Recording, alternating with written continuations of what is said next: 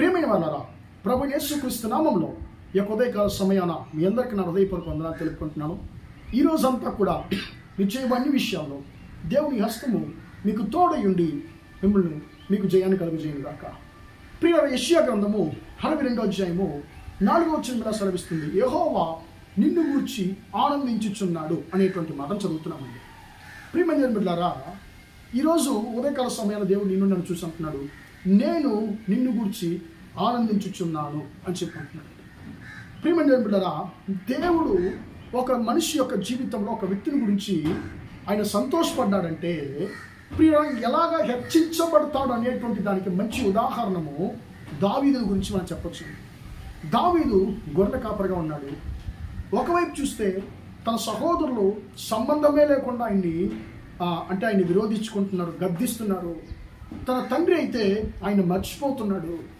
దావీదు తన సహోదరుల ద్వారా తక్కువ చూపు చూడబడినటువంటి ఒక వ్యక్తి.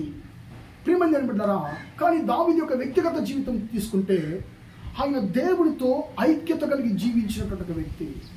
మంచైనా చెడైనా దేవుని స్తుతించేటువంటి స్వభావం గల ఒక వ్యక్తిగా దావీదు ఉన్నాడండి. అందు నిమిత్తంగా ఏం జరిగింది, దేవుని యొక్క హృదయానికి ఆయన ఇష్టడుగా మారిపోయాడు. ప్రియ దేవుని యొక్క హృదయానికి ఇష్టడుగా మారాడు. అందువలన ఆయన గొర్రెల కాపరిగా ఉన్న దావీదుని దేవుడు రాజుగా హెచ్చించాడు. తన యొక్క సొంత ఇంట్లో తక్కువ చూపు చూడబడినటువంటి దావీదును దేవుడు సమస్త ఇశ్రాయేలు మీద రాజుగా హెచ్చించాడు.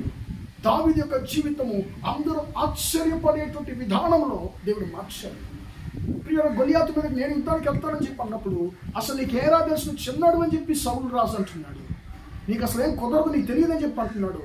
కానీ ప్రియులరా, దేవుని యొక్క దృష్టికి దావీదు ఇష్టడుగా ఉన్నాడు కాబట్టి, దేవుడు దావీదు గురించి ఆనందించాడు కాబట్టి, సంతోషపడ్డాడు కాబట్టి ప్రియమైన దావీదుకి అన్ని విషయాల్లో జయాన్ని కలుగజేశాడు, హెచ్చింపుని కలుగజేశాడు.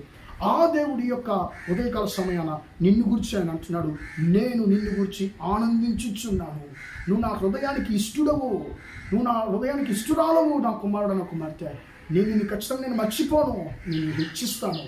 నీ శత్రువులకు ముందుగా నీ యొక్క తలను నేను హెచ్చిస్తానని చెప్పి దేవుడు అంటున్నాడు. ప్రియమైన బిడ్డలారా, మీ సొంత కుటుంబం ద్వారా మీరు మరవబడుతున్నారా?